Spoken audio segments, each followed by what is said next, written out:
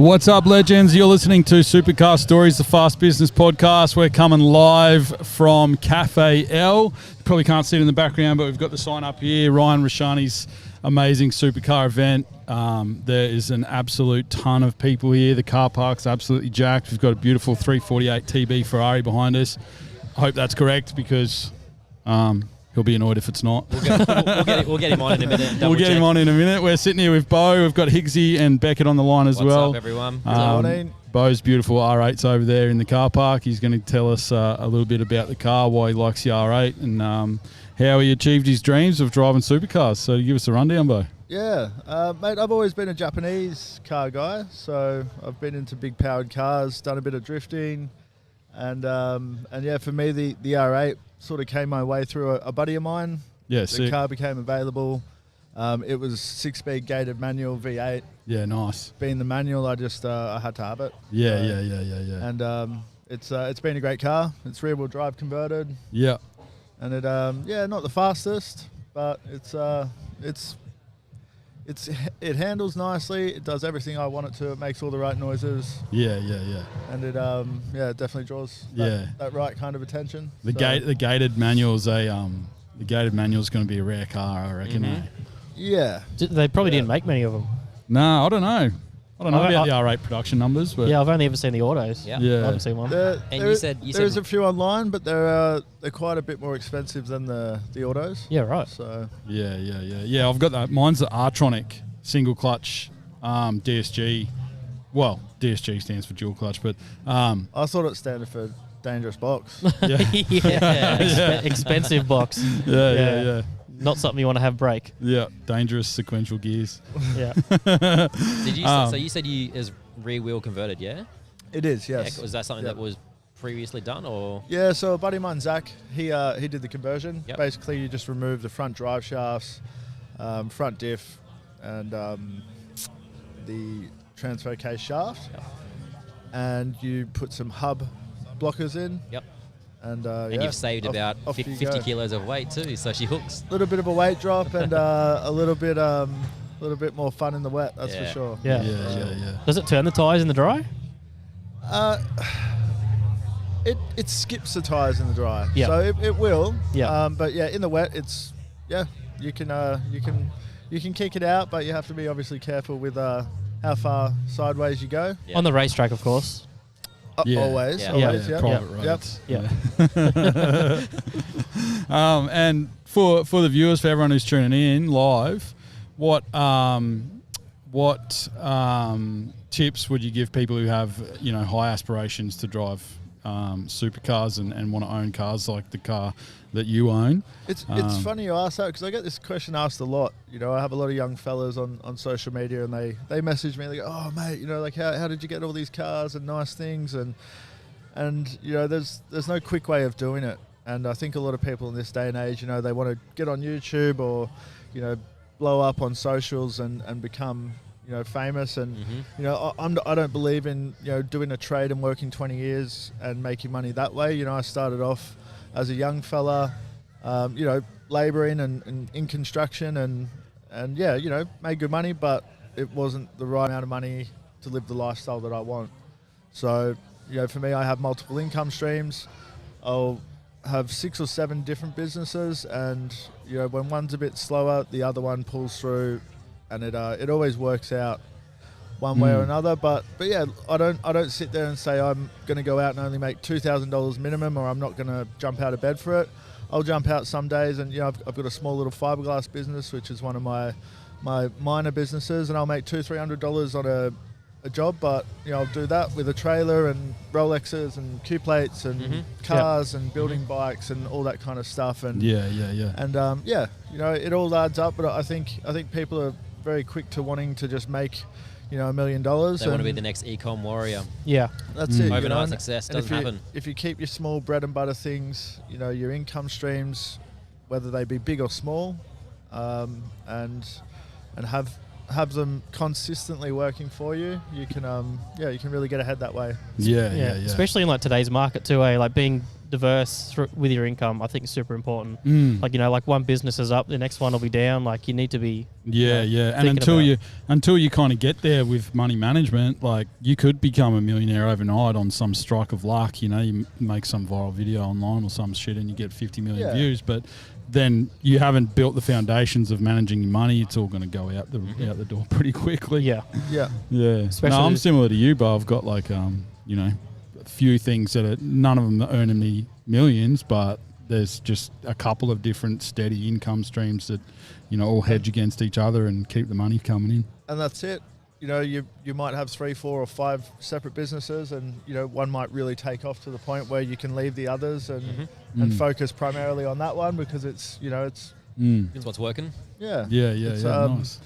I think just having that open-mindedness to try different things. And don't be afraid to fail. If it isn't working out and it's not exactly doing what you want it to do, stick by it, but have other income streams in the meantime.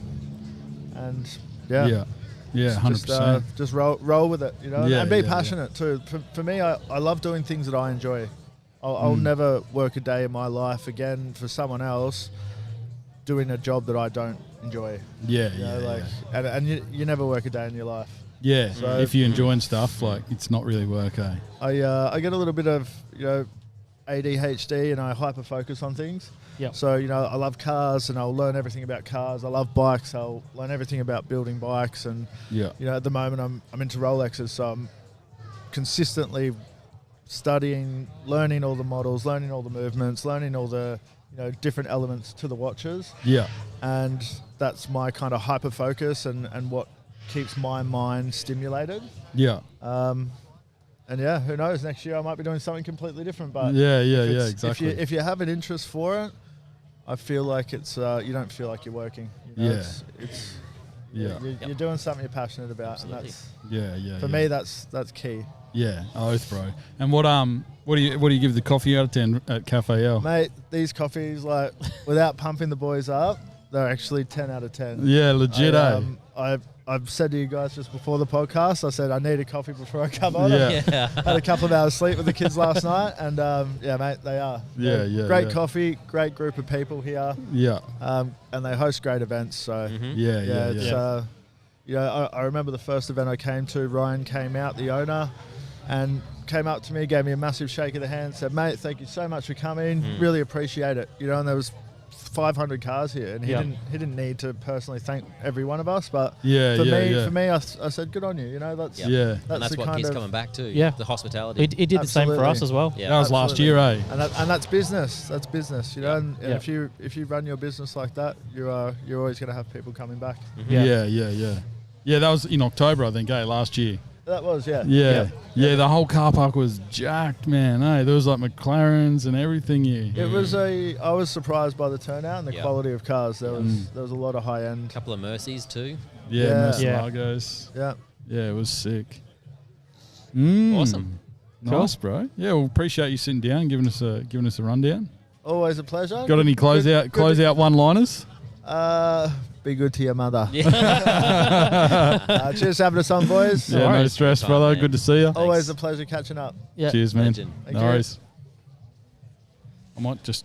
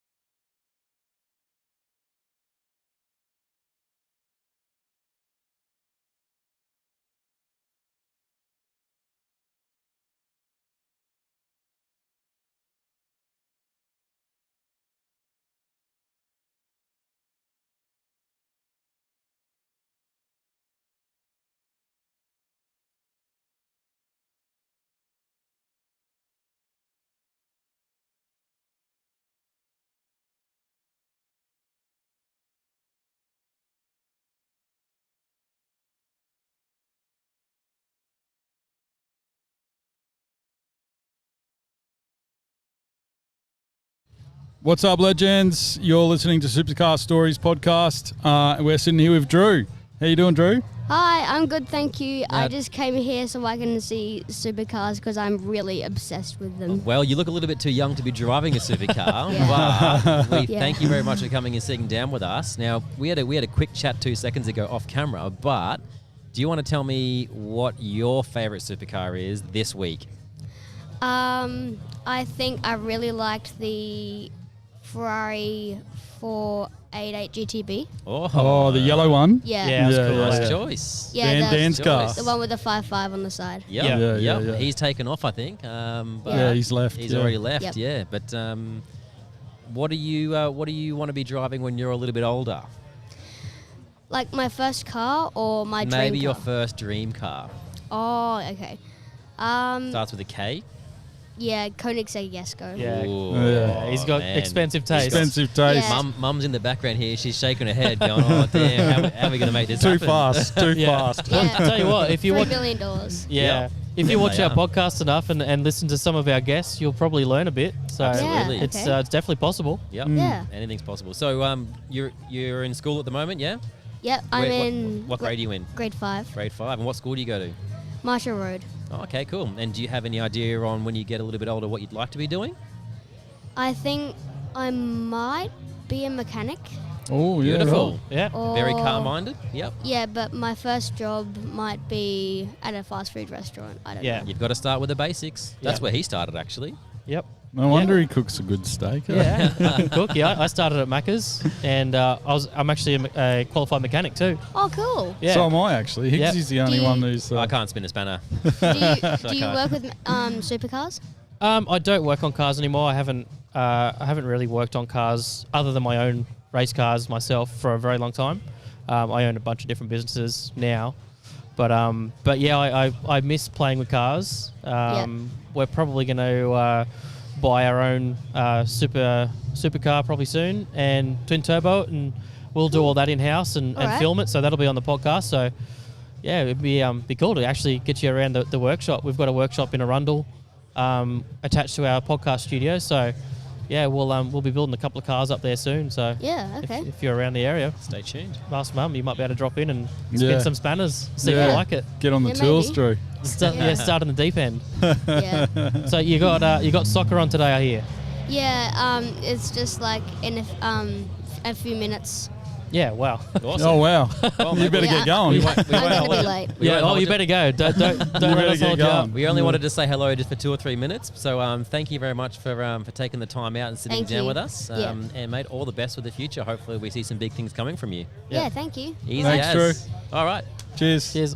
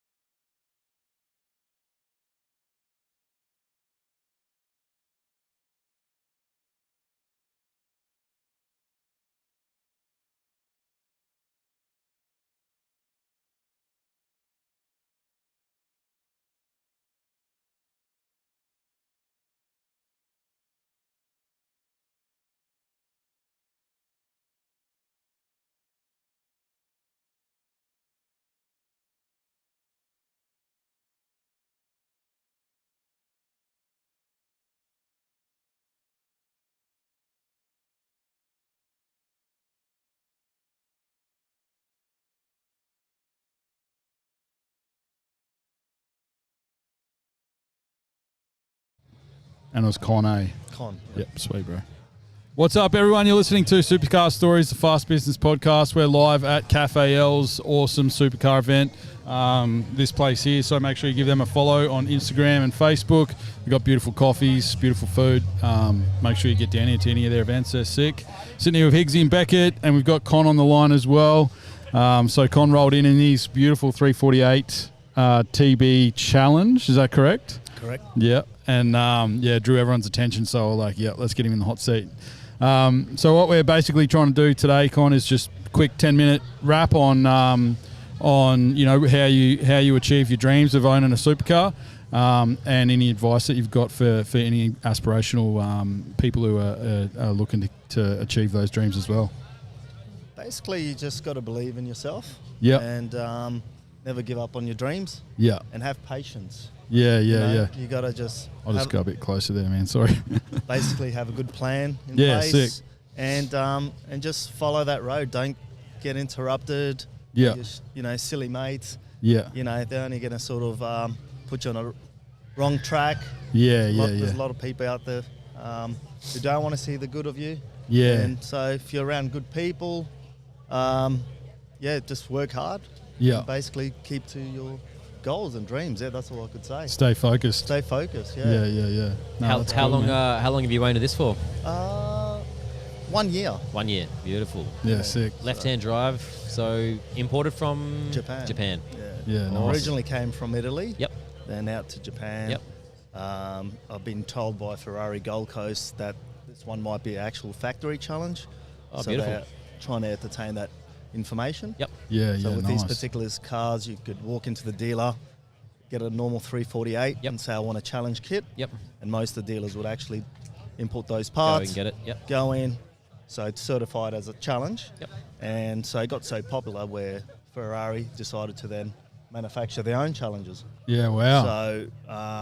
So I'm trying to find a story Yep. in the history of this car. And at the moment, we've been told there may be an actual original factory challenge Yeah, manufactured, nice. which Beautiful. it's basically the same parts. It Yep. just means manufacture. Come out of the factory like Come out that. of the factory. Italy's Yep. put the parts together Yep. rather than a dealer Yep. in Japan Yep. or Yeah. Switzerland. And it's So worth $100,000 more. Well, like I said, it depends what someone wants to pay for it. Yeah. Yeah. Like we've seen these cars range from 200 to about 400. Yeah, $1,000. nice. So, Wow. Yeah. depending on mileage, Ching, yeah. condition. And all Yeah, that, so, yeah. Nice, man. Yeah, thing. And so you got it a year ago. Yeah. Yeah. And are you in business, or what did you? How did you sort of achieve those? How did you achieve that dream? Oh, look, I've had many businesses in Yeah, the yeah, past. So, originated from, we had a big painting company. with Yeah, my nice. Dad and worked their guts out. So Yeah. and now it's more investing. Yeah, into nice. The right areas. Yeah, property cool. And all that. Yeah, sweet, man. Yeah, nice. And in terms of like the car, like the 348, was it like up to your expectations, or like are you looking at another car once you move this one on, or? Look, I'm not looking to move cars on. That's not what I do. Yeah. So if I like something, importing a car from overseas, it's basically, it's all a surprise. You don't really know the condition of it. Is it going to drive well? Is it going to leave you in the middle of the highway? So So you bought that sight unseen. sight unseen. Yeah, wow. Yeah, wow. I basically had 2 blurry photos. Oh, wow. Yeah. Marketplace. Wow, that's a lot of money to send overseas and Exactly. hope So, you get a Ferrari. Yeah. Yeah. I That's had cool. the low mileage. I Yep. thought I'll take the punt and I Yeah. bet you were sweating for a few weeks while you were waiting for it Yeah. to turn up. Yeah. But the Japanese are pretty honest people. You get Yeah. a lot of really honest cars out of Japan, actually. Yeah. As soon as I saw it was left-hand drive, I had a feeling it'd be a Japanese car. You said that. Just super tidy. What does it drive like? Oh, fantastic. Yeah. Seriously, I'm not just saying that because I own the car, but it just, I Yeah. own a couple of Yep. sports cars and, I've got a Mercedes, I've got a couple RX-7s, Yeah, cool. this thing just handles, it's just so smooth. It Yep. really sticks to the road. So, Yeah. Super raw sort of feel. Correct. So, Yeah. Is it manual? Yeah, mate. Yeah, nice. Yeah. Yeah. Super cool car. Does it get a bit tail happy? What do you mean tail happy? Like, does it want to like skiddy. slide around a little bit. I haven't tried to Haven't pushed it? entertain Yeah, maybe yeah, Yeah, just- fair enough. I don't blame you. The brakes on that are very old technology. Yeah. To be honest, it's not a car to slide out and Yeah, have yeah, a muck around. So yeah, just cruise around in it. cruise around. Yeah, those kind of yeah, events. So Yeah. Yeah, yeah, maybe on the track I can try it, but yeah. yeah, yeah, yeah. So, Somewhere legal. the last car I went sideways in ended up in a wall. Oh, no. Oh, 200 no. kilometres an hour. Oh so. no, that's a big one. Don't need Yeah, that. yeah, Yeah, yeah. yeah. I've been close to doing that. But What shout happened? out to What- Mercedes what with happened the with that? freaking Yeah, what technology. What happened with? How did you smash the wall? Oh, let's just say, I was pretty tired. Yeah, yeah, yeah. A bit fatigued. But you didn't get hurt, obviously. Oh, I did. Yeah? Yeah, still paying for the price for it now. So. Yeah, right. Yeah, But, right. lucky it was a new car. Yep. Had all the stuff. 507 Mercedes. Yep. Yeah, yeah, There's yeah. the safety's insane now. Crazy. Yeah, crazy. it's mental, eh? So- Hey, we're raising money for local Gold Coast charity Livin'. Have you heard of them? No. Yeah, they're a mental health charity. They do presentations in schools and all around like workplaces and stuff all over Australia. So yeah, if you could, we'd appreciate a donation. But happy if it doesn't happen today either. But Romana's floating around with the machine. We're trying to raise some money for them and get them into more schools and help fuel the stuff that they do. Perfect. I'll be keen to. Yeah. Sweet, bro. Appreciate it. Oh, right. So, yeah, that sounds like something Rowdy's just turned Something up. Rowdy's turned I up. recognise that. I reckon- Angry Lambo owner. Yeah. Yeah, angry Taking all Lambo. his attention. I think, this old car. yeah. No, that's a good friend, Pete. Yeah, We've Peter. had him on the Mr. podcast Yeah, too. we've had him on the Mr. podcast. Doja. once That's hot, before, though. yeah. It's Well, it is hot. It's Yeah. beautiful. Have you seen it? It's got UFO on the plates. No, I haven't seen it. Yeah, it's nice, bro. Yeah. Yeah, He super likes cool to know car. that he's arrived. Yeah. Yeah. Here he is here. He might come into the background. Yeah. Nah. But- yeah, cool. But yeah, No thanks worries. very Good much to for have your you time, on, man. Con. Really appreciate you coming on and Thanks for getting bringing a the bit of car insight. too. Yeah, It's thanks beautiful. for bringing the car. It's beautiful. And as Ian's been asking, have you got any quick one-liners to close on? No. yeah. Put you on the spot there. Yeah, don't bang a I'm still Mercedes half in a wall. asleep. I can't, Yeah. can't process. Yeah, it. don't Need a drive while need tired. a Cafe That's L it. coffee. Yeah. All right. Sweet, man. Thanks, Con. Appreciate your Appreciate time. it. Cool. Cheers. Catch up.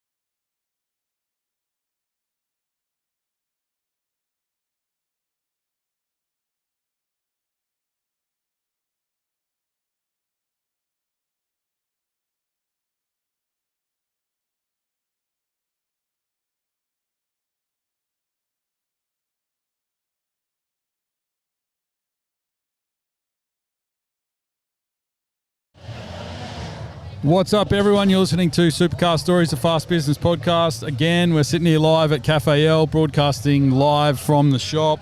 We've got Ryan from Cafe Elle there, bringing out the coffees, bringing out the beautiful food, and he's, as always, set up an awesome event here.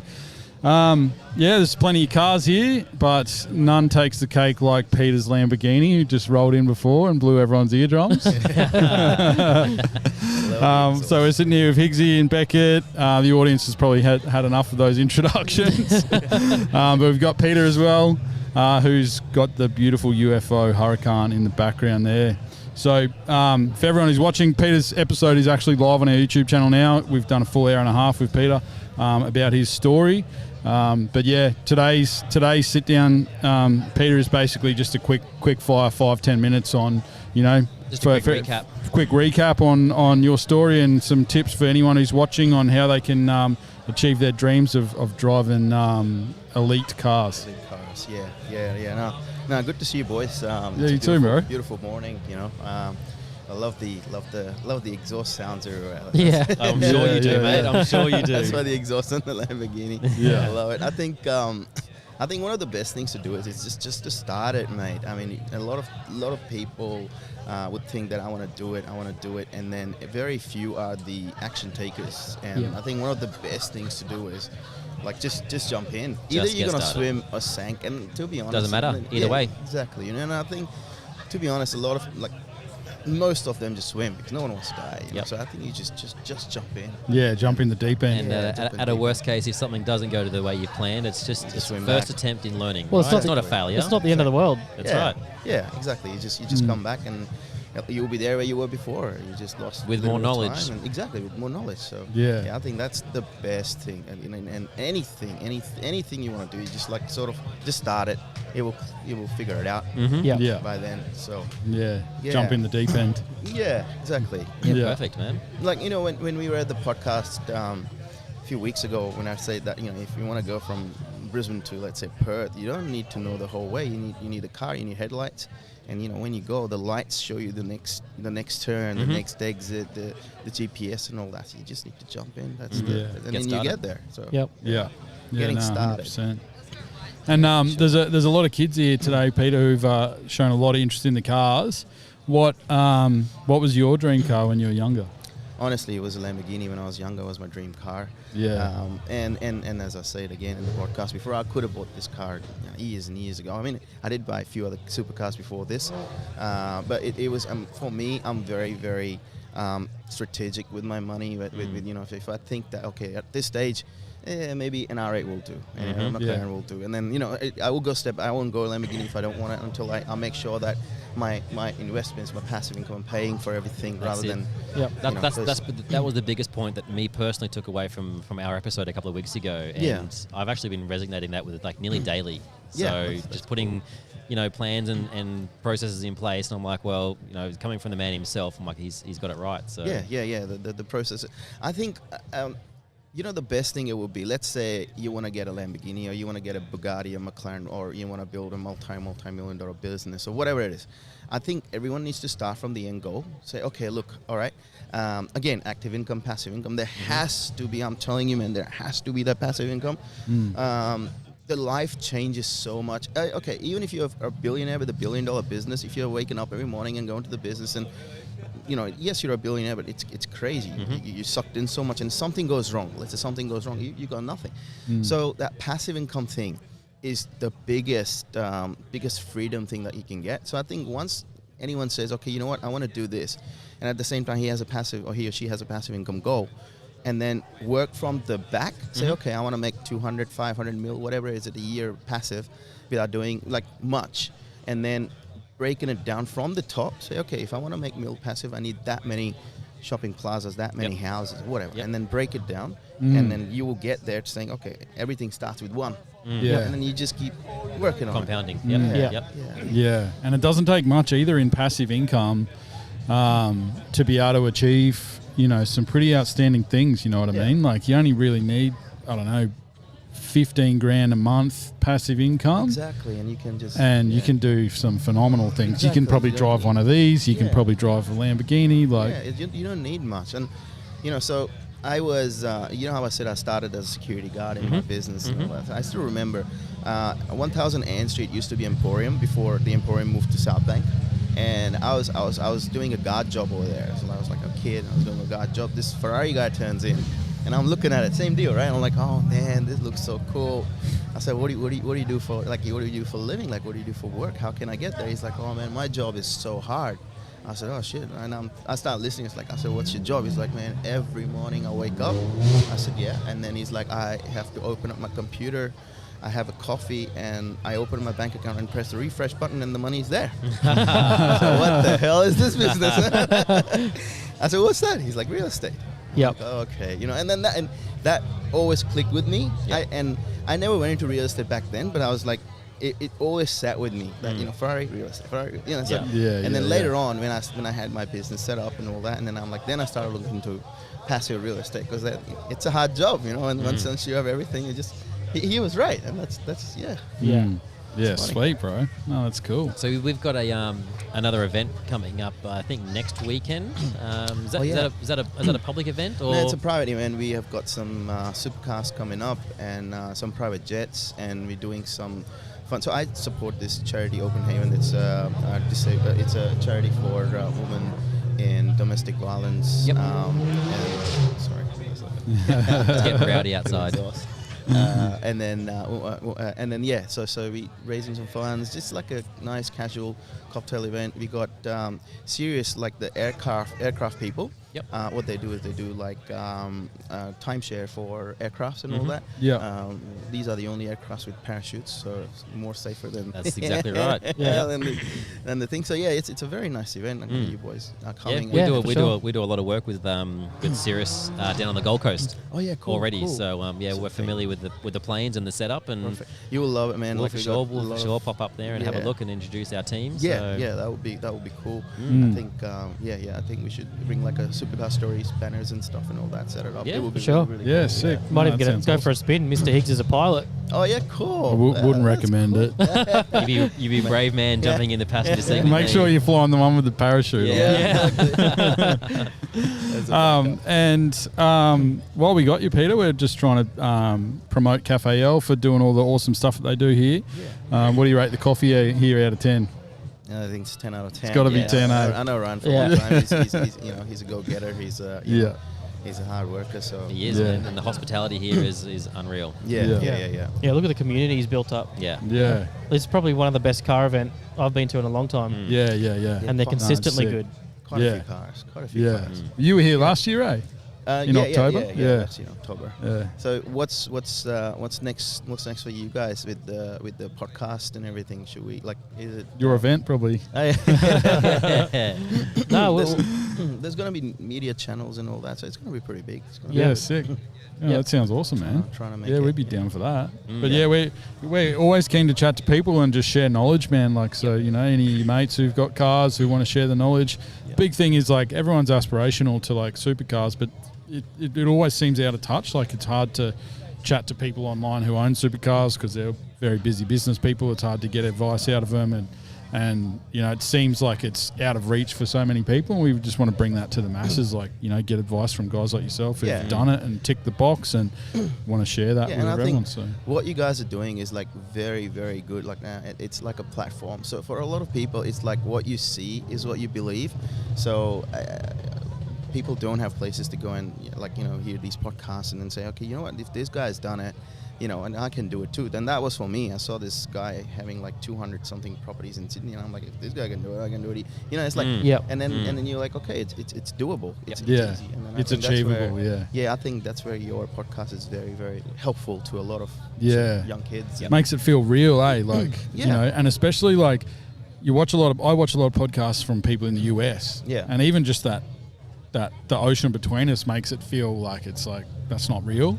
Whereas like everyone that we're bringing on is local. Like they have achieved it here on the Gold Coast. Exactly. Or the Brisbane. They own a supercar here. And they've done it here locally in local businesses. So it's like it's real. You know, like you can get it if you want it. And interestingly, while we're talking about locations, a good portion of our audience is actually in the US. So they're listening and watching what we're up to, and which is really cool. You wouldn't have thought that Nah. I'd be interested, but Yeah. I think we represent Australia pretty well. Yeah. I'm surprised they can understand our accents. Some of our slang. Yeah. Nah, cool. Yeah, appreciate you sitting down, Peter. Thank Yeah, you, good to mate. see you again. Good to see you again, man, and everyone. no doubt we'll catch up with you next week at 100%. the Yeah, at the make next it- event. make it Just keep big. pumping them. We'll Yeah. definitely hear you when you leave too, because Yeah, we heard you when arrive. Yeah. Have you got any? Have you got a one-liner to finish on for everyone who's watching? It's Just start. to be okay. Or just start it, and at the same time, that's why I keep saying. I don't know how many times I've said it. That's why I keep saying passive income, because that's the only thing going to give you freedom. True Yeah. freedom. True freedom. And at the end of the day, it's not like as Jim Rohn says, it's not how long you live, it's how you live. Yeah. So for that how you live to come in, you need a lot of freedom. But again, if you work hard for the first 5 years, 7 years, let's say 10 years, mate, honestly, you won't have to look after, Yep. look Yeah. back all your life, and it will be like, It'll just be there. I like last year I did, I don't know, 12, 15 countries. Like I do 10 countries every year. Yeah, you And travel then, a lot. I travel a lot every, like I come back, I work my butt off, get it all done, and then I'm out of here for like 2 weeks. And then anywhere in the world, you go to a week and 2 weeks is max. You Yeah. come Yeah. back. Yeah. I wouldn't have been able to do that without my, passive. And as I said, what's the point then working Monday to Friday, Monday to Saturday, just having that one weekend Yeah. off on the beach? That's not worth it, man. The world is so big, and, Yeah. and life is so small. We got to Yeah. absorb as much as we can before we go. Absolutely. For Andy, sure. great finisher. Legend. Thanks, Cool. Peter. Thank you. Thanks, Pete. Cheers, mate. Speak to you again. See you soon. See you next weekend.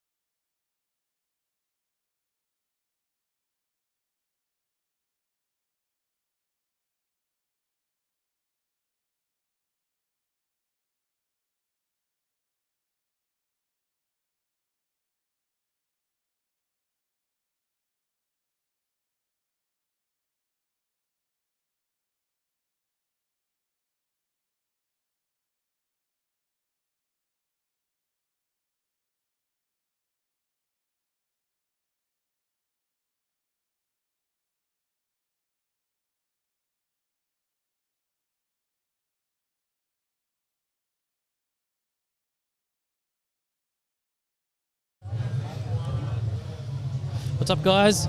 We're here with Ivan. How are you? Good, mate. How are you? Very good. We're getting close to wrapping this event, so we thought we'd get some of our friends and on here and find out a little bit more about you. So, sure tell us a bit about your background and what got you into cars. Yep, so I'm obviously here to support the cause and be around these fine vehicles. I'm actually a mechanic by trade, so always been a rev head my whole life as far as I can remember. Yep. Before I had my license, I was mucking around with motorbikes and whatnot. Apprentice mechanic, I worked for the likes of Mercedes-Benz and Audi. Yep. I was in the industry for north of 10 years, worked for an Audi dealership, was a workshop manager, foreman, controller. Yep. Built drift cars as a kid, so I've had, AMGs, RS5s. Nice. All the fun toys. Couple of Cayennes, but majority of my real fun driving was, in your rear-wheel drive Jap stuff, just hanging corners. Nice. That's fuels my bloodstream. Same, actually. Yeah. Yeah, I drifted professionally for a few years, and there's nothing better. The Jap cars just do it better. Oh, they do, and they're reliable. But in terms of, you can't beat a European powerhouse. Yeah. And I learned that through working and living and breathing in the dealer network. And although I'm not a supercar owner myself, I've certainly owned some nice rigs, and I've driven a lot of them as a reward of, I guess, being attached to the industry. Yeah.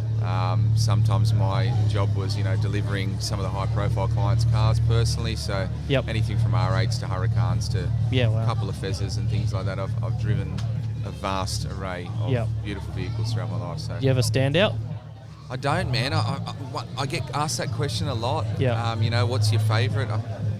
There's too many to choose. They're all from. different. Everything drives differently. Everything responds differently. I'm a sucker for an AMG though. Yeah, same. I think in terms of performance V8 that handles and can still pump bushfires out the back. It's a power. Yeah, they do a mean skid. On the track. On the track of course. Or private roads. Private roads, yeah, hell of a car. I've got a GLC 63 and four-wheel drive, so I can't hang the back out. But maybe if we unplug the front diff or something. I have done it. So you can. There's a way of programming it and making it rear-wheel drive, and it just blew the tyres off. Well, I think that's one of the other things we were chatting about earlier. A lot of the supercar owners you come across, I think there needs to be like a middle spokesperson to try and entertain. Are you driving it to its full capacity? Yeah, because I can guarantee you a majority are not. No.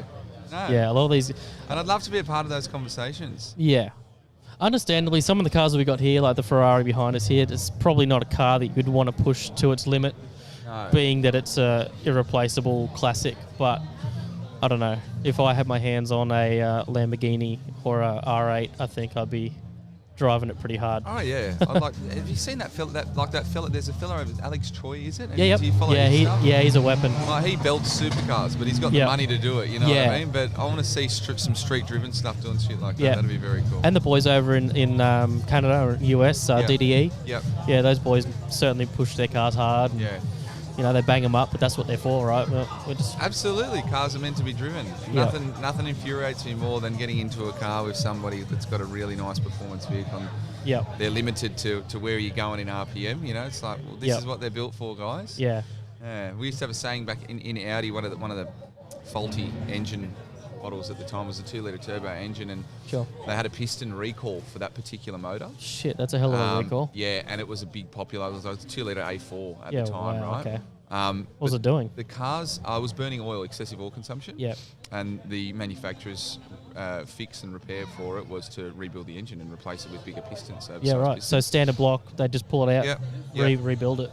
Yeah, maybe a hone or a light machine or something. But what we found with that particular flaw in the cars, the ones that were driven hard from get-go had no issue. Didn't have the issue. That's right. And the ones that were babied around had oil coming through rings and things like that. So. Yeah, because they tend to glaze the balls pretty quickly.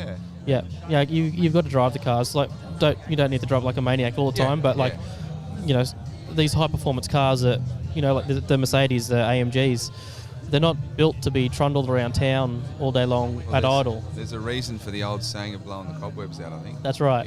Yeah. No, awesome. Well, we definitely need to get you on track and in one of our cars and have a bit of fun. I would love to do so. It's been a little while since I've been on track. I haven't. Me too. I used to have my CAMS license back in Sydney, but I've let that all lapse. Work gets the better of me. And have to get. So these days, I'm out of the auto industry. I'm in a bit of sales sort of orientated stuff. Yeah, right. Real estate, boat brokerage, and a little bit of minor construction stuff. So Yep. Yeah, sort of nice. change tracks a little bit, but Yeah. eager to get back into this space and Yeah. you know, Yeah, same. back to doing what I love and Yep. enjoy. Yeah. No, I'm in the same boat, mate. I've been grinding for the last 10 years just in business, just finding my way and making the money. Yeah. You know, I was banging around in Jap cars, you know, with not enough money. We were talking about that before too, how much time it takes to actually be engulfed in the passion. Yeah. And how many hours you put in. Yeah, there's a lot. I spent a lot of my hours, you know, late at night in the shed, building cars, rebuilding cars, blowing them up at the track, coming home, fixing them. Like, it was a good time. I met a lot of really good people. And, you know, that's the best thing about the car community. Like, there's so many good people in the industry. It's a like-minded thing. There's a certain level of respect, even when you're in a particular model. Like, you know, Jeep drivers have got a flash. Yeah. You know? Yeah. I don't get that. I don't know about AMG stuff, but, you know, there are certain makes and models. Like, you drive a Datsun. Yep. Any Datsun owner will give you a little respect thumbs up. You know? And that's goes across the board. Yep. I find. Yeah, 100%. So you've done a little bit of TV work too. I have done, yeah. I was in a little reality television program for a while there, Married at First Sight. That was about 2 years ago now. I tried to sort of throw that one under the to carpet. the side. Good experience? It was an amazing experience for me. It taught me a lot about the world, to be honest. Yeah, sure. And I think I took from it some parts that many didn't, because I didn't go down the whole influencer route and whatnot, but I saw the psychological angle of it. Yeah, and, sure. From a much bigger perspective, like who's watching these things, the amount of money that goes into them, the back end of things that no one really bothers to pay attention to, the media industry as a whole. It's a big business. Huge business, mate. Huge business. But not only that, what makes people tick? Yep. You know, who becomes your friend that never was, and who wants to talk to you, who wants to know you. Yep. Not for any reason other than you're on a bloody TV screen. There's plenty of that, I'm sure. Oh, mate, there was for a period there. Luckily enough, you know, time goes by, new seasons roll in, and you're quickly forgotten about. So. Do you talk to anyone from that time anymore? I do. I do. Still a few friends from my season. There's a couple of guys up on the Gold Coast actually, a couple back in Sydney. Yeah, but cool. I tend to communicate with a few of them. Quite loosely though. Yeah, fair enough. So more into your cars. More into my cars, Selling my cars, boats. real estate business, Yep. Yeah, sort of. I think with the car game back in my day, I remember manifesting like I wouldn't have female problems. I wouldn't have money problems. I'd literally go to bed thinking about the next modification I want, or the next, you know, car I want to buy, the next motorbike I want to buy. Next car event. And I'd do everything in my power to make that happen. Whether it was working 2 jobs, 3 jobs, I would just make it happen. You know? And now I'm applying that same sort of logic in a little bit of a greater future. Prospect. Yeah, sure. Yeah, awesome. Yeah. Oh, it was good to have a bit of a chat. Same to you. How's the coffee here? I had a chai latte. I'm not a coffee drinker, but it went hard. Yeah. Chai latte on almond. Don't judge me. No. Thanks for your time, mate. It's Pleasure. thanks for coming up too. It's been good to have you here, and we'll get some more guests on the podcast. We've got a few lining up now, hopefully. So we'll get the rest of the boys back on. I'm looking forward to grilling. I've heard a couple of names. I wouldn't mind being like a little segue to grill a couple of people. Yeah, absolutely. Really push them to their limits about what their car's actually about to them, you know? Yep. Yeah, 100%. Yeah, now we'll get you on the long form podcast and start throw some heavy questions at some guests. Yeah, look forward to it. Legend. Thanks for your time. Cheers, mate. Cheers.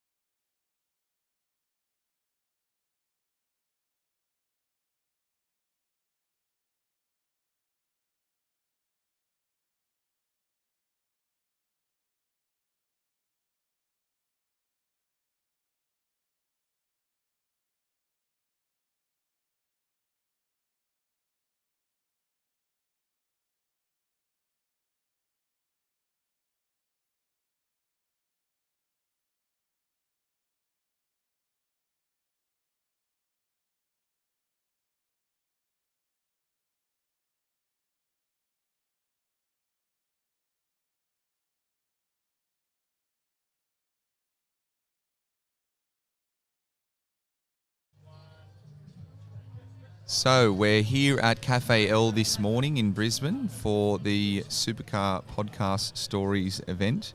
A couple of beautiful vehicles here, and I'm meeting some interesting characters.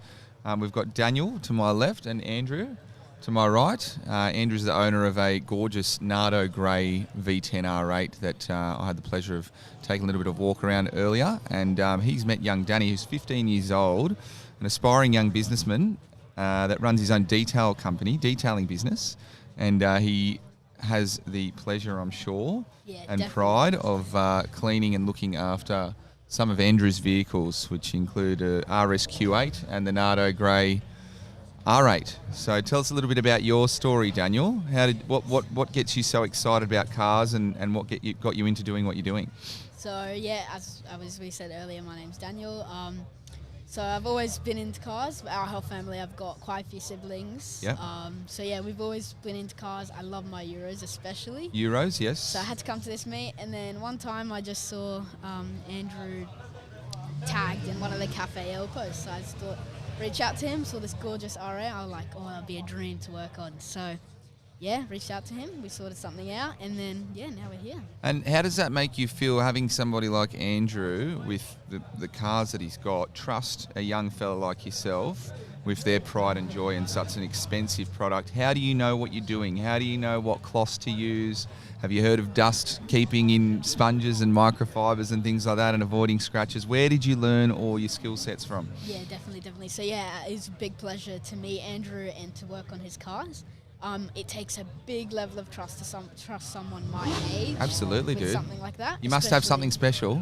That's what I want to hear about. Yeah, so I've got, so I did, before I started, obviously, I did hundreds and hundreds of hours, just researched, did YouTube, what differences between this cloth and this cloth. And then as I went, I just learned so much. And now I've just been doing it for just over a year, so I've got quite a bit of experience. Good man. And then, yeah. So And your parents drop you to your clients? You don't have your license yet? No, not yet, No? unfortunately. But yeah, at the moment, trusty dad, Yeah, he takes me good man. to all my jobs. Which That's is, awesome. In the family, do you have any nice cars that you're proud of, or?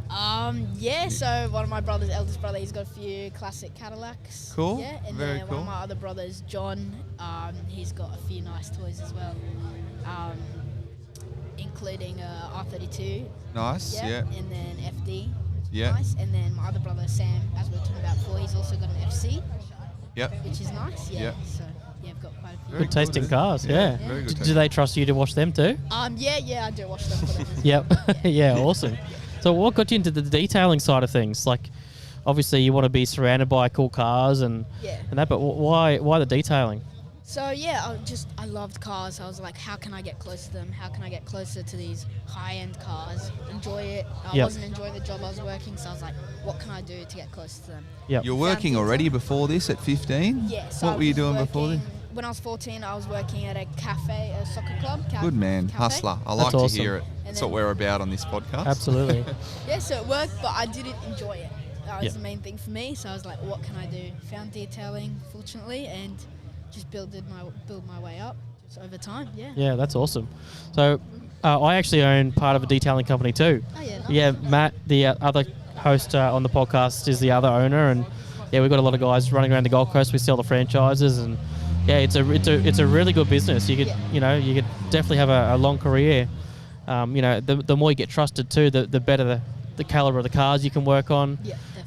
Once you've got someone's trust, as I'm sure you do with Andrew, you basically get their fleet to work on. Yeah. So you could spend a day at someone's house and be working on hundreds of thousands of dollars worth of cars, and not only that, you get to talk to people that have the ability to own the cars, which is the key. And obviously, you starting so young, I'd imagine you've got some form of like entrepreneurial spirit. Yeah, I've got some goals that I want to tick off eventually. And you want to share with us? Yeah. So I want a pista eventually. Yeah. Nice. Yep. See, maybe there's that blue one in Brisbane at Yep. the moment. Oh, Yep. that's Very sick. nice. You That got your is. eyes on that, just in Yeah, case. that- yeah. Just in case detailing gig kicks off real hard in the Yeah. next 6 months. Yeah. Yep. The blue one's still available. Yeah. I You love the just got to get hustle. your I love the driver's hunger. license sorted, Yeah. though.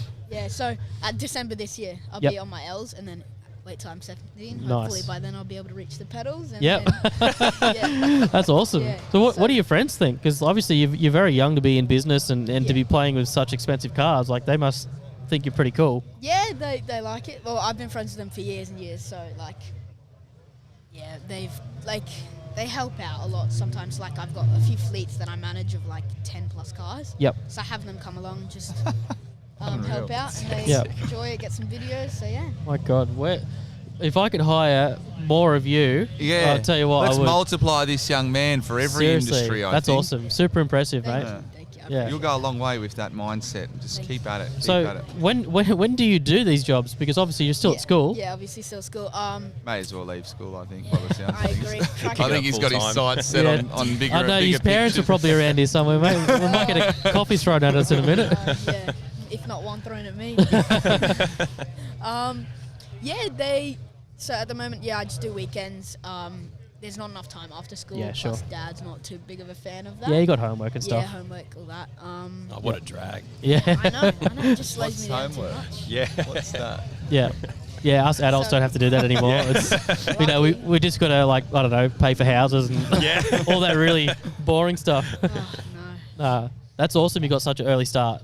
And so, like, the business side of things, are you taking care of that, or your parents doing it? Yeah, Or? so I pretty much do everything. I started everything myself, Yep. with my own money. Yep. So, yeah, it's pretty much fully me. That's yeah. awesome. So, you want to give your business a plug? Yeah, so I'm on Instagram, all social medias, especially Instagram, of course. It's at Danny's Auto Detailing ____. Yep. So, yeah, Awesome. be sure to check that out. And we've got some cool reels and some coming up of a gorgeous V10 R8. Hell yeah. Hey. Hey, we might be able to do a bit of a collab down. We've got a studio down on the Gold Coast. Yeah, We'll nice. see if we get your dad to drive you down. Oh, And yeah, we'll get some of our cars and maybe do a bit of a collab. That'd be pretty cool. yeah, that would be definitely cool, yeah. Yeah, awesome. Cool. So tell us about your R8. Yeah, that's so I'm a car dealer. I've had a car dealership now for 10 years, just trading in new stuff. Yep. Just quickly back with Danny, when I was here at the last meeting, he reached out to me. I went on his Instagram and he had like 4,000 followers, and I'm like, Wow. who's this Danny kid? And I went on his thing. I was like, this kid looks like he's 12.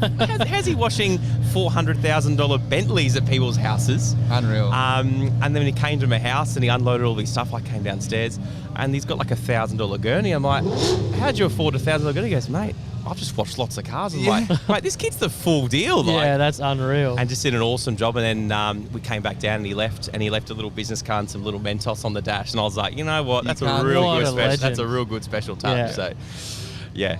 Anyway, back to myself. Business called Motor Hub, based in Eagle Farm. We just trade in used cars pretty much. We've got a good flow of new cars coming in, especially that stuff that's real hard to get. Raptors, Land Cruisers. Yep. We've got some trickling through. So anyone looking for a new Raptor that doesn't want to wait 18 months, Yep. reach out. Come on down. Yeah, we can sort you out. That's So, awesome. Very cool. Yeah. So Do you dabble in the Euro stuff as well in your dealer yeah, world? Or not really? yeah. That's more of a passion hobby for you. the high end stuff. Yeah. The customers you got to deal with are usually pretty tricky. Yes. So it's always just good to sell just a nice price range auto Yep. because you just get Yep. swamped with people. Yeah. And obviously we're going to put a warranty on these older Euro cars too. So I don't need a Yeah. phone call on a Sunday Yeah. saying, I've got an engine light. I've got an engine light, or I've got a Christmas tree here, and I'm Yeah. like, Yeah. I don't want to handle this today. So Yeah. How long do you say you've been in the business? for? 10 years. 10 years. Okay. Yep. So what are your thoughts on a young entrepreneurial mind like Oh, Danny? it's unbelievable. Surely a gentleman like yourself in your position, he's going there, isn't he? Yeah, definitely, going in that definitely. direction. There's not many kids that are his age that are driven like this Yeah. to do things like this. When he did come down, he had another friend came down and did like a full videography of the detail. I was like, this is cool, like good Yeah, for you, because man. obviously, I mean, like I'm born in '92, so Instagram is huge now for these kids growing up now. Wasn't so much It for wasn't us. so much for us. It was more. I mean, it was almost MySpace. Yeah. You know, Yeah. MSN MySpace, Messenger was cool. Do you know what I mean? Yeah. Back in the day. That'll do me. Yeah. I want to go back to that world. Yeah, 100%, Yeah. 100%. So obviously with these kids now to create such a following, they're just going to be large on Instagram. Yeah, So yeah. and he's already started that, which is awesome. Yeah, hats off to the both of you, I think. Yeah. Yeah. Thank you. Well, it sounds like we got some police coming down here. Police, Ambo? Ambo. Ambo? Oh, we're good. Who's hurt themselves? So have you got much work on this weekend, Danny? Yeah, so I've got quite a few. I've got one straight after this. Really? What's that? What are we watching after this? Today, A250. Yep, and nice. then a Ranger. Nice. Yeah, so Very then- cool. And then one more in the afternoon, I'm doing a Tiguan. Yep. Full detail on that one. And then for tomorrow morning. That was for the weekend. You got tomorrow No, as that's well. just today. And then tomorrow morning, what have I got tomorrow morning? I've got another full detail on a Corolla. And then in the afternoon, a maintenance on a Land Rover Defender. Sorry. What are your entry level prices for a detail for, like, say that Corolla, for argument's sake? Yeah, so that Corolla, that's the full, like, that's everything. Your package, Yeah, your top so end package. for that's $389. Okay. And then that's around 4-ish hours. Yeah. Okay. Yep. And you're polishing in that? As So well? that's just like full shampoo interior,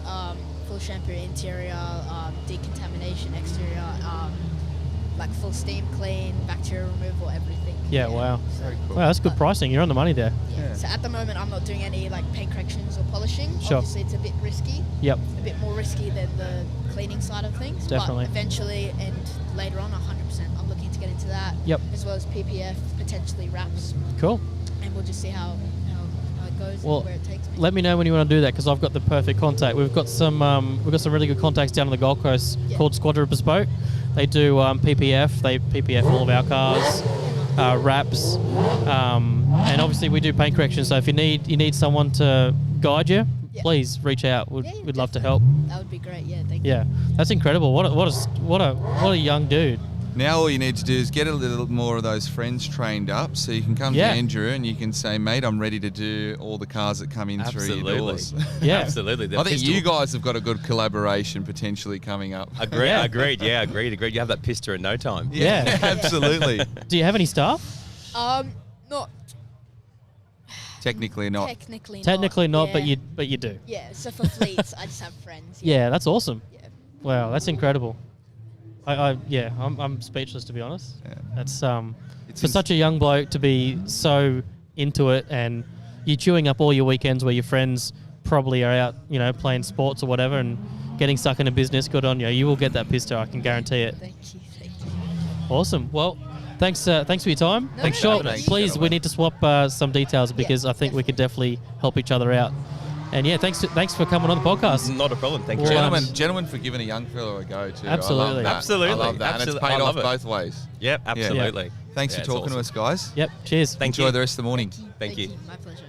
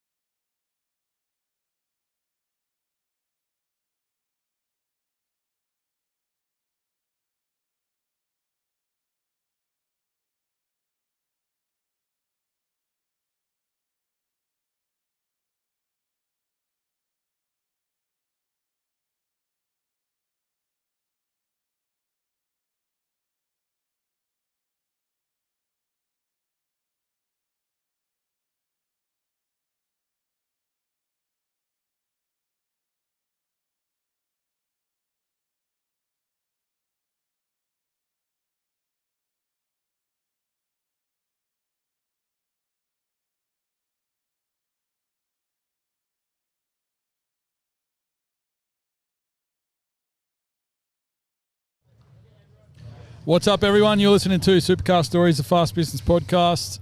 We're here with Higgsy, Beckett, and Michael.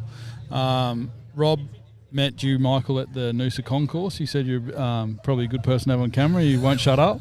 Got a great face for radio.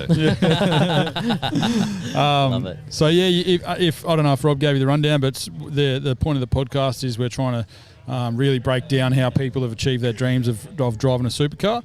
But for today, we're just doing a real quick fire, 5-10 minutes on what your story is, how you got behind the steering wheel of a supercar, and any advice you've got for people who might be watching along.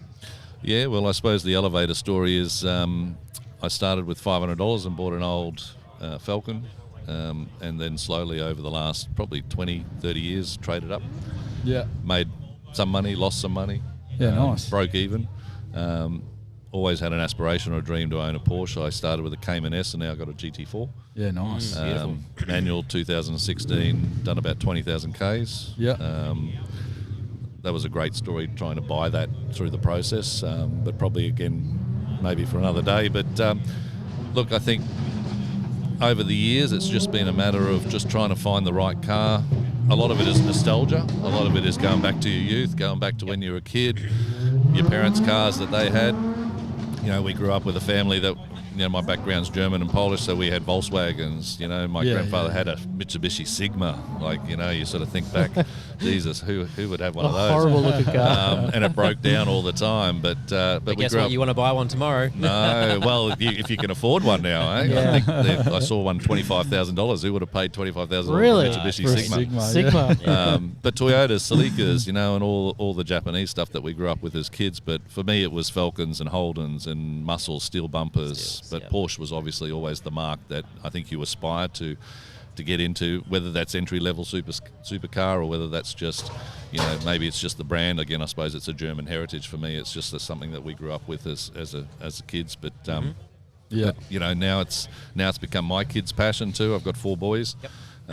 But we've got a collection of cars from the GT4 to a Dodge 880 Custom, which has got a 440 big block in it. That's a 1963. We've got a VW Manx, which is a bit of fun, the old Scooby-Doo type of buggy Manx, which we hope to bring out tomorrow because there's a VW meet tomorrow that we'll try and get that to. Yeah. We've got a Shorty, Land Cruiser Shorty that we've done. We've got the daily driver for the wife's an Audi SQ bi-turbo V8 SQ7. Yeah, nice. Great driving car, from a daily.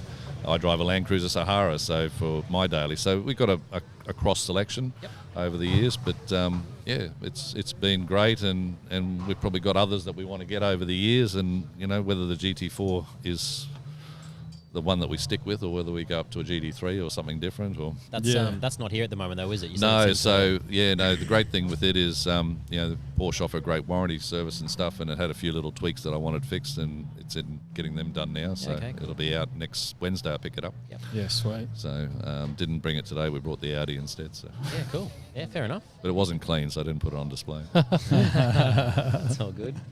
You should, when you pick the Porsche up, you should swing past our studio. We've got a detailing studio and the podcast down on the coast. Oh, really? Only maybe 10 minutes from Porsche. Oh, from the Gold Coast. Yeah. Okay. Yeah. So when you're down there, by all means, pop in, say hello, come and check out the setup. And that'll be good. just That's have a chat with the Wednesday. guys. Yeah. So, but the team down there, fantastic. They go well beyond what's expected. So, if you're not getting the service you want, I can't highly recommend them. Yeah. Yeah. And I'm not even getting paid to say that. Yeah. we hear from all sorts, and Porsche would have to have the best rap by far.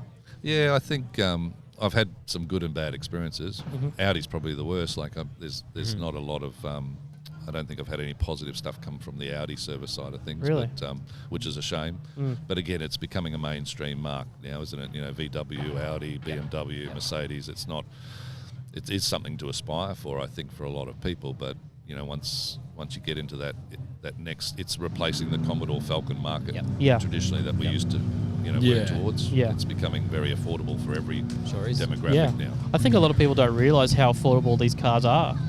If you tick a lot of boxes at Kia, now you can get into the price 100K. bracket of 100K. You can go buy a C-Class Mercedes brand new for less. 45, 55 Ks entry level now.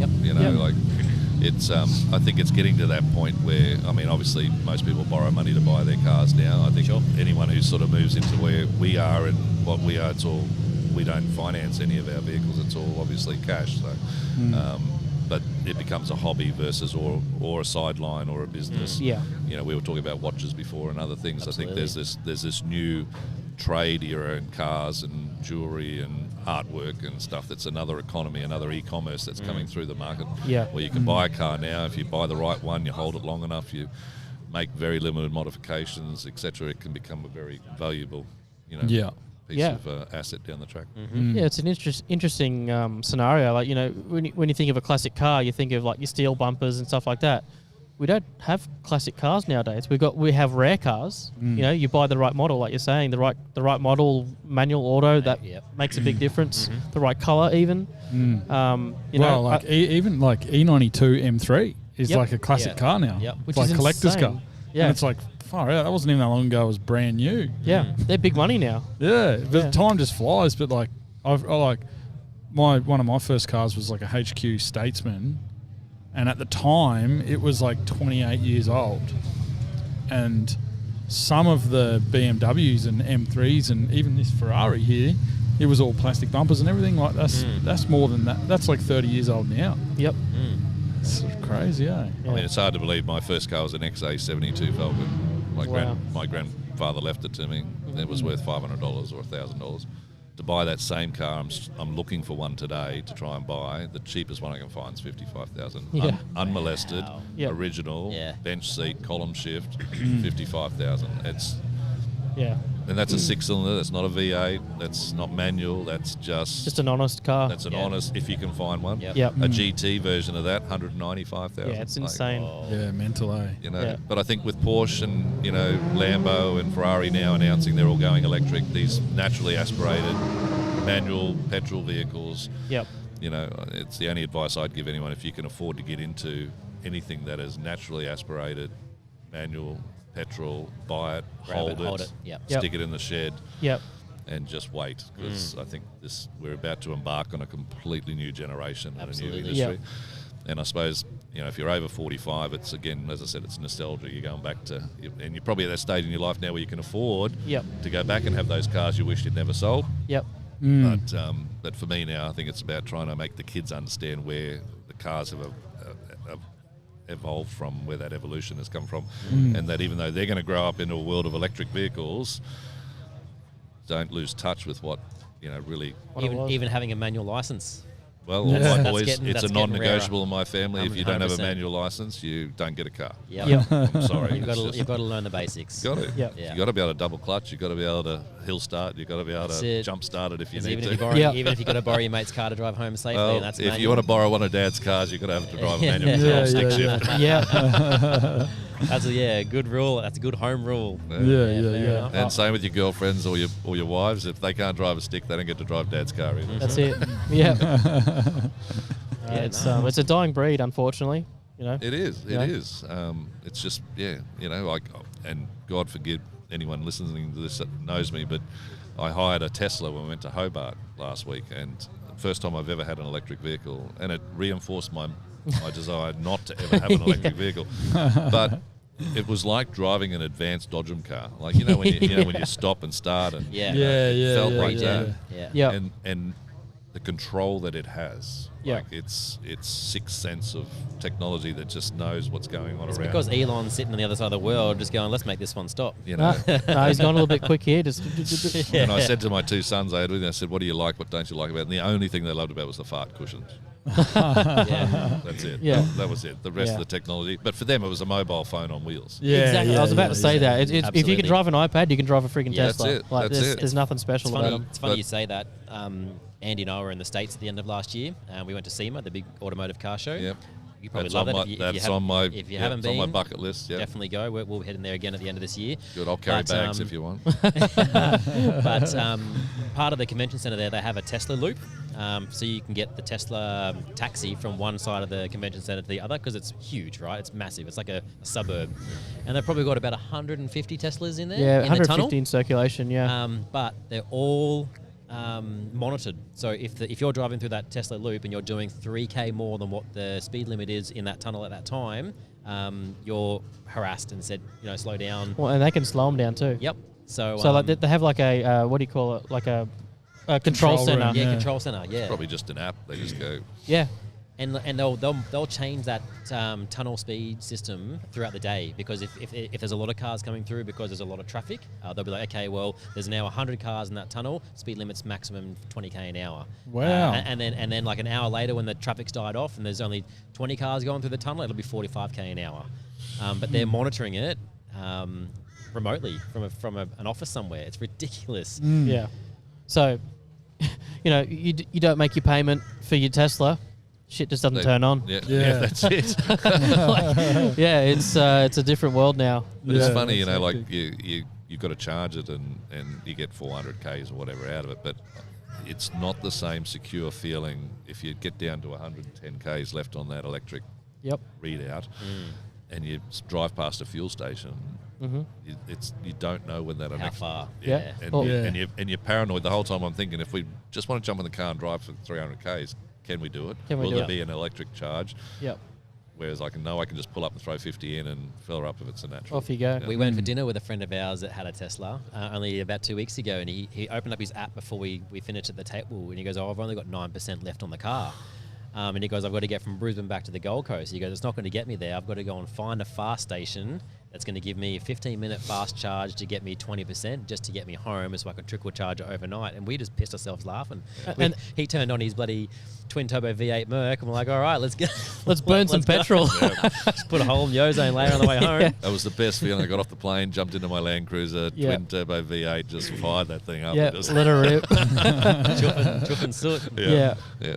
You know what? It may just be our generations that are like that. Like I don't know that the younger guys nowadays aspire to even be interested in cars. There's not much that excites me about a Tesla, not even to look at. But in saying that, when we were at SEMA, we saw a lot of them modified. And if it's happening at SEMA, it's going to start to filter down through the industry. Give it 2 to 5 years and that'll be here. It's an interesting space where Ferrari are going with that. There was one at Concours last weekend with the mix of the electric motor with the 296, is it? With that motor. Like, I get it, but and it'd be interesting to watch that space and whether there's a bit more of that hybrid type. Going back to the old Prius hybrid model. Whether that maybe bleeds in a bit more than what we expected. Well, I like to see more like the Koenigsegg style electric, where it's got electric motor the size of a dinner plate that pushes out like 800 horsepower or whatever it is. Like that interests me. Like where it can be better than a petrol engine until the petrol engine can catch up. That excites me. The getting in your car and pressing a button and nothing happening, that does nothing. Nah. And you might as well jump in a taxi at that point. Like, what's the difference between you owning it and someone else owning it? Are you trying to call my car a taxi, are you? I'm in the hybrid field at the moment. Yeah. Answer me this question. Why does an electric car not charge itself? Crickets. Why? It's got to have a generator. It's got to have an alternator. It's got to. Why is it not self-generating enough power to recharge itself to keep it going at a certain level? Because the electricity companies are paying too much money to make that not happen. You use a drill. The drill's not. It's going to run out of power because it's not. It doesn't have a generator or an alternator to recharge itself. Why does an electric vehicle need recharge while it's running? Like, it should be neutral. It should be running neutral, and then maybe over a certain peak or performance, maybe then you're going to drain the battery. Anyway, that was just something I thought of when I was in Tassie. Yeah.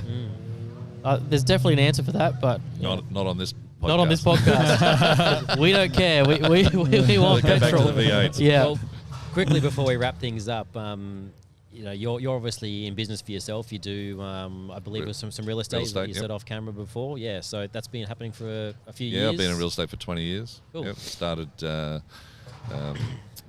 as a graphic commercial artist in Brisbane in my teens after I went to college, and then did about every different other job you could imagine, from washing dishes to working at 7-Elevens to working on the roads at John Holland, building the Gateway Arterial, to eventually working in a family pool and spa business, and then selling that, and then getting into the car industry. I worked for Lexus for 4.5 years in Rockhampton, which was great.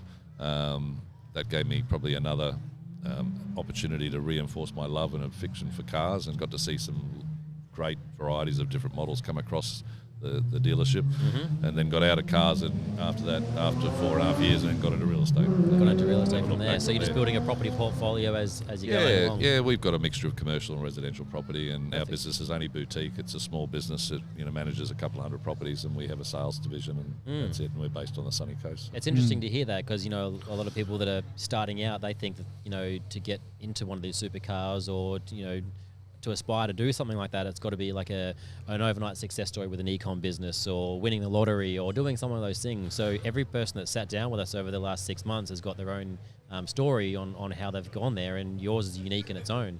I think the generation that's coming through now, and even my young kids, Reef's 14, and he's just saying, oh yeah, I'm just going to have one of these as my first car.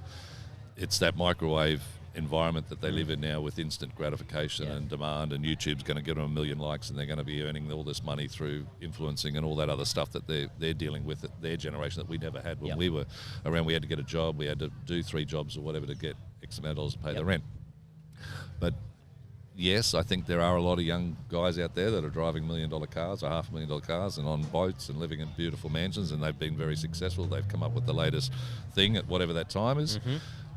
But yeah, for me, it was always time. It was always just got to do the hard yards and just keep chipping away, and eventually you get there, and then you sort of get that ticked off the box, and you go, okay, what's the next one? Yeah, absolutely. From there. I think the satisfaction of doing that yourself too would be far greater than just having an overnight success. Yeah, I think so. I mean, I feel like I've earned it. Yeah. And I'm not saying the other guys haven't, because if they've invented or come up with something that's entitled them to do that, that's great. But yeah, I'm trying to pass that on to my kids now, to say, well, you've got to work for it. It's not, you're not going to appreciate it as much as unless you've actually gone out. And I still remember that first XA Falcon that my dad gave me from my grandfather. I had to pay $1,000 for it. They didn't just give it to me. And I wasn't allowed to drive it, and I wasn't allowed to take it until I had paid for it. Dad used to drive it in and out of the driveway, and he used to take it around the corner, and in front of me, and just to put the shits up me and go, Dad, what are you doing with the car? I'm taking it for a drive. It's not your car yet. And the day I handed him that last $50, I said, there you go. That's $950. That's $1,000. That's my car now. It was the greatest day of my life. And I was 18 years of age. Yeah, good on you. That was my car. First thing I did was rip the bench seats out, got rid of the fan, got rid of the visor, put XD buckets, lowered it, put a 9.5 and a V8 in it. And you hated Joe. Yeah, I was going to say, your dad thought you ruined it. And I drove down the highway, and I got done for, it was in miles an hour. And I was doing 100 mile an hour on the dash, and the cop pulled me over, and he said, what fast were you doing? I said, I was doing 100. He goes, mate, it's in miles an hour. Did he let you off? Yeah, I got a ticket, but it's like and that ticket's probably worth more than the car too. Back then it was. Yeah, wow. But yeah, I don't think they're going to have those experiences. No. That's the sad part. Yeah. Well, Michael, thank you so much for popping Pleasure. down. Thanks for having me. 5 minutes, but what we normally ask quickly before we put the headset down is, if you got any one-liners for people that are listening, anything. Doesn't have to be business related, but no, put you on the spot. No, yeah, you did. As I said when I opened, I got a great face for radio. That's all good. I think no stress. The slow burn of success. Just start. Is what I take away from our conversation. Like, just start and have a go, and don't expect it to happen overnight. Look, don't be scared. Jump on Marketplace or Gumtree and find a car that you like, that you're passionate about, and that needs a little bit of a tidy up. It doesn't have to be a full resto. It could be just a detail. It could be, there's a lot of oldies out there. They've got an old 1983 Corolla they've had with 400,000 Ks on it. That's a mint condition sitting in a garage. They used to roll through the dealership all the time, and we'd give them $1,000 trade-in for them or whatever. There's opportunities out there to find something that you can afford for a couple of $1,000s or whatever. And I said to my kids, you find the car, I'll back you, I'll match you 50-50, we'll do it together, and you keep the profit, and you can keep doing it if that's what you want to do. Like, they're out there, you just got to find them. How many times do you see a barn find come across your feed, and you go, I can't believe they're still out there. They're still finding them in barns, under tarps. The Scott Bonner lawnmowers, they're still out there. Yeah, it's crazy. It's crazy. So, yeah, just have a go. Cool. Well, thanks very much for that. Awesome. Really appreciate Thanks, you guys. sitting Pleasure. down with us. Cheers, Michael. Thank you. Catch up.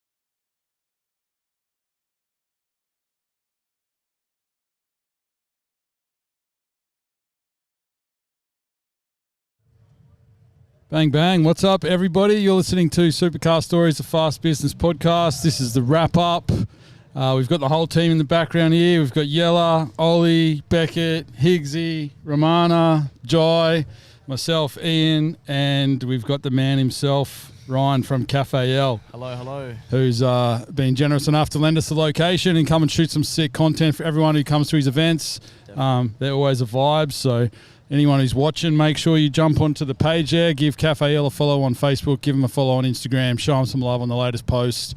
Make sure you're commenting everything. We've been asking everyone who's come on the show today what their rating of the coffee is, and it's 10 out of 10 Is it? average. Not one has been below 10. Oh, so yeah, good. But Yeah. You guys need to come back, so it's good. Sorry, Yep. guys. I'll just get you a Easy. bit close to that mic there, Ron. Yeah, so what's the wrap-up, bro? How's today? Honestly, it was an amazing turnout. Thank you for everyone that showed all the love and support. Honestly, we've been setting up since 4 o'clock this morning, and it's been amazing. We know, bro. We were here. Yeah, we know, man. We were, I'm like, it was a slog. It was an amazing turnout. So, Yeah, appreciate it a lot. Nah, sick. And what was your favourite car? Man, I didn't see anything, but that Ferrari that was here was beautiful. Yeah. That was very nice. gotta love a classic Ferrari. 100%. Man, I hardly see any of the cars. Every time we host an event, I'm always making coffee at the back, so it's always hard for me to see all the cars. It's at the end of the day when I come out and see bits and pieces, but the biggest time I see them is when people make content, which is the videos or bits and pieces, and then I And you were like, appreciate shit, that was out the front Man, of my I shop. swear to God, a couple of times I'm like, oh shit, yeah. Damn, I should have dismissed them and gone. Yeah, but nah, it's good. It's good. Yeah. No, sweet, bro. I think Romana and Yellow were cruising around doing some donations for the Living charity on the Beautiful, Gold that's Coast what I love. there. Yeah, you were telling me about that, yeah. Yeah. So I think we've managed to raise maybe like over $500. So that was a Wow. really good job Beautiful. from Thank Yellow you. and Romana there. But yeah, we appreciate the time. I love it, the man. time The it takes to set charity's up the the events, biggest thing bro. for me as well. Like we did the charity for the Syria and Turkey earthquake a couple of months ago. Yeah, sick. And that's why I host these events. Man, people think, I host them for the money or whatever. It's the last thing on my mind. I don't do this to make money. I make this for the people. I make this for people enjoying a coffee, Yeah. the content, Community. the community. Oh, guys, I love it, man. Meeting new people. Like if it wasn't for this Cars and Coffee, I wouldn't have met you. Yeah, I wouldn't have yeah. you guys. So that's Yeah. what it's all about. Yeah, Meeting yeah. new people and producing new content and just bringing everyone together. Yeah. For good reasons, 100%. Yeah. And everyone's been on their best behavior today, actually. Which is Like, good, it's yeah. been That's what we want. Except for that black R34, he was Oh, yeah, flying. He got all the way to the speed Registration limit. number unknown. He got to 60k an hour quickly. And That's why I didn't bring my 33. So I was like, I keep it at home. Yeah. Yeah. What do you want to tell us about your 33 quickly? What is it? So that's the whole reason why I started this whole event. So I bought the shop about 3.5 years ago, and then I bought the 33 as well, and started building it from there. And be building it for the past 9 months now, and the thing is pretty good. Yeah, it goes alright. Yeah, Yeah, It goes sick. good, yeah. Very cool. I don't drive it often, man. So I drive it maybe like once a week, once a fortnight. Yep. Yeah, keep it at home. Was it Yeah. GDR? No, GDST. GDST, 25? 25, yeah. Built the whole thing, yeah. Made Nice. 510. Nice. 510 power. That's a quick yeah. car. Yeah, sick. Yeah, it goes alright. Yeah, it's rear-wheel drive, so that's why it's a bit scarier than the whole all-wheel drive. So Yeah. that's what I love about it. Yeah, Cool. It's a Yeah. smile on your face every time, 100%. Yeah. Yeah, They yeah. just sound good too, eh? I love it, man. Yeah, it's the RBs, but you can't beat them. You can't beat like them. all these supercars are beautiful, but RBs, man. Yeah. Yeah, ear piercing, on the full Oh, throttle, man. It's Yeah. crazy. Yeah, you've been to Japan, bro. You love that. Yeah, it's good, There's plenty of nice cars over there. 100%, 100%. Yeah. Yeah. No, cool. Yeah, well, we might bounce to the team. Yellow or Ollie or Romana or Jai, do you have any questions? I can swing the mic around if you want to bounce one off. Yellow's got one, I can tell. Go on. I was steaming on one, but Just get closer to the mic Nice there, and bro. I was steaming on one. I just can't really figure. Yeah, what's your dream car when you were a kid? When I was a kid, Yes. oh, probably I've always loved a Lamborghini, bro. I love, honestly, my favorite one is Murcielago. Yeah. So that's my absolute pinnacle. That's the number one. One day, you never know Yeah. if they still exist, but yeah, Murcielago, 100%. Yeah. No, keep running events like this, bro, and you'll be I'm there. trying, but I'm like, keep going. Nah, it's good. Yeah. What about you, Yellow? What's your favorite car? My car in is a black Ford Mustang. Yeah, done. You'll have to fight Romana for it. Yeah. There's a story behind that. That's another podcast in its own, I think. Yeah. There might be some details released. How about often that. are you running these events like here? So my normal Cars and Coffee is once every month, so it's at the end of the month. Yep. But so normally like the Euro events, last month I hosted the Q Play event. We saw that one. Yeah, Yep. so that one was amazing as well. Yep. So these events are only like special events once a year I host. Yep. So last year I hosted one of the Euro/Supercars. So yeah, once a year for these ones. But my normal Cars and Coffee is every month at the end of the month. Yep. And then I do host bike nights as well.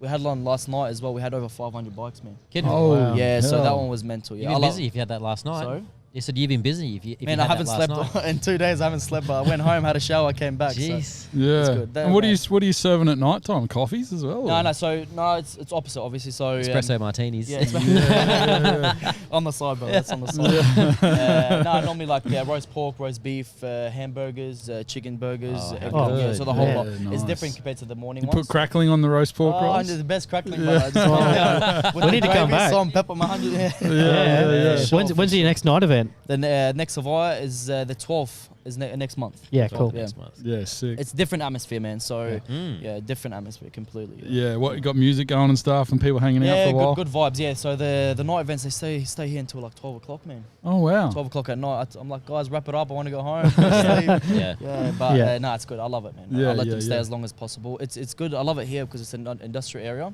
Mm. So cops are a bit lenient. Depends on how people act. But in regards to noise or complaints, it's very good because there's no neighborhoods or anything like that. Mm. Yeah.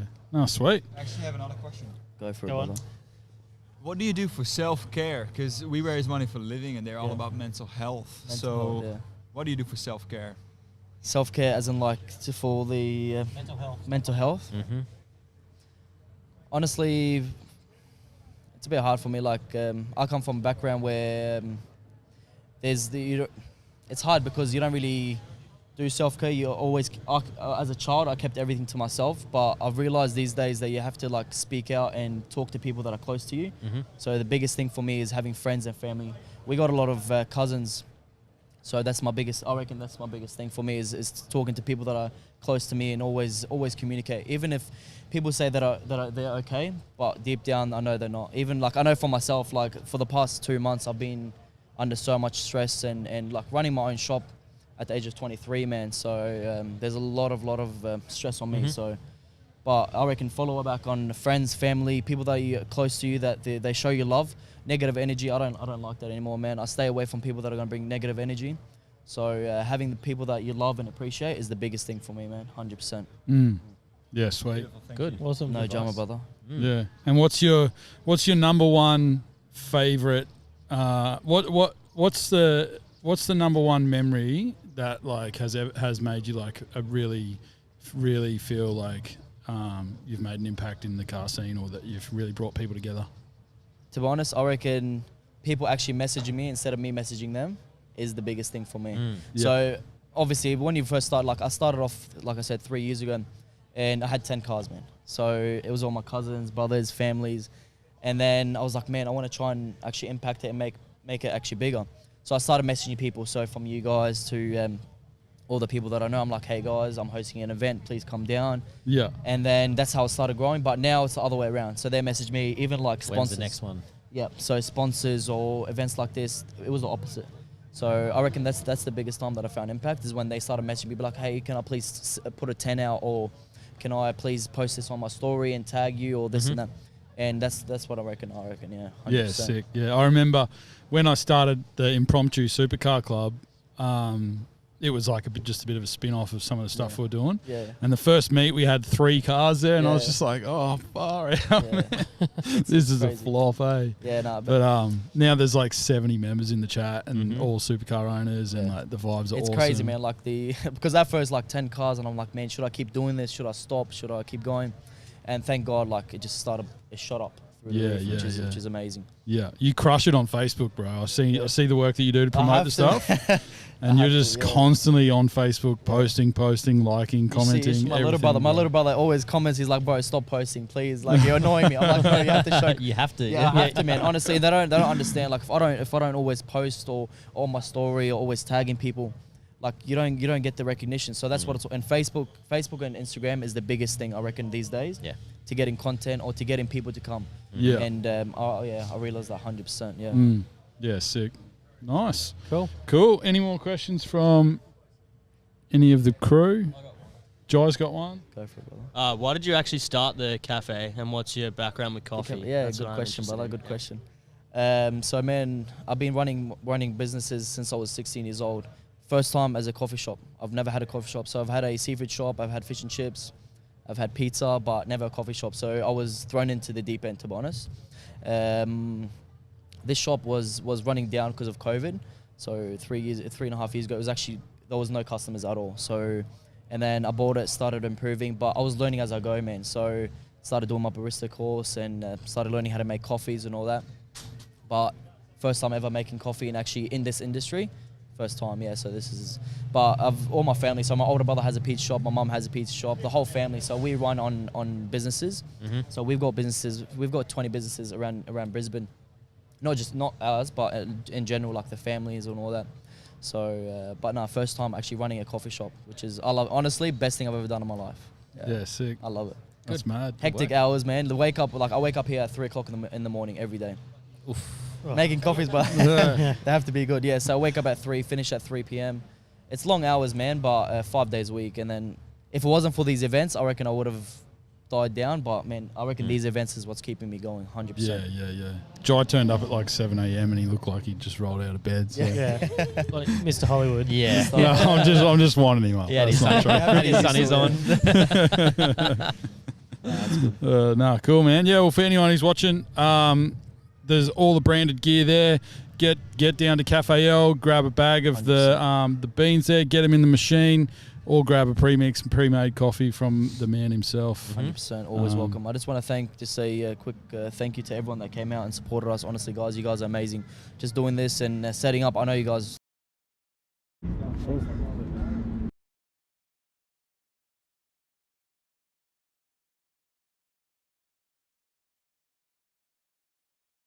All workers as well, like all the workers. If honestly, like it wouldn't be possible without them. So I have my brothers, my cousins, the workers, you guys, and most important, the community. So if it wasn't for the community, this is not possible. That's the biggest thing. Honestly, the biggest thank you is to the community. And like you said, man, the behavior is amazing. So there's no idiots out here doing drifts or hooning and stuff like that, which is what I want, man. Yep. And that's why I kept it. So from when I first started, I kept it as just keep it clean, everything good. And I think it's going to stay like that for a long time. If you do that, then we can continue to have these events. So definitely, that's what it's all about, man. So I'm locked in for another 7 years, man. So well, 7-year lease, but when's the next one? Next Euro event. Yeah, next Euro event. So, well, next month you've got your next night event on the 12th. Yeah. When's the next Euro event? That'll be next year, I reckon. Yep. Yeah. I'm trying to go overseas, man. So I haven't been back home to the Middle East in 10 years. Yep. Yeah, wow. So I'm looking at going next month, hopefully for 2 months. Yeah, sick. And seeing the family. Yeah, so I haven't seen them in a long time. So I like to do that. Yeah, nice, bro. So hopefully when I go, I won't do any events. So next month is the last event, I reckon, until the end of the year. We'll see how we go. Yeah. But, maybe we'll have a nice Chrissy event to wind the year up. As well, yeah, we can do that. Yeah, a mega meet. Yeah, that's what they call it. Yeah, so bikes, cars. Yeah. Everything. Oh, 100%. No, we'll be big. Yeah. Romana can bring her 4-wheel-drive.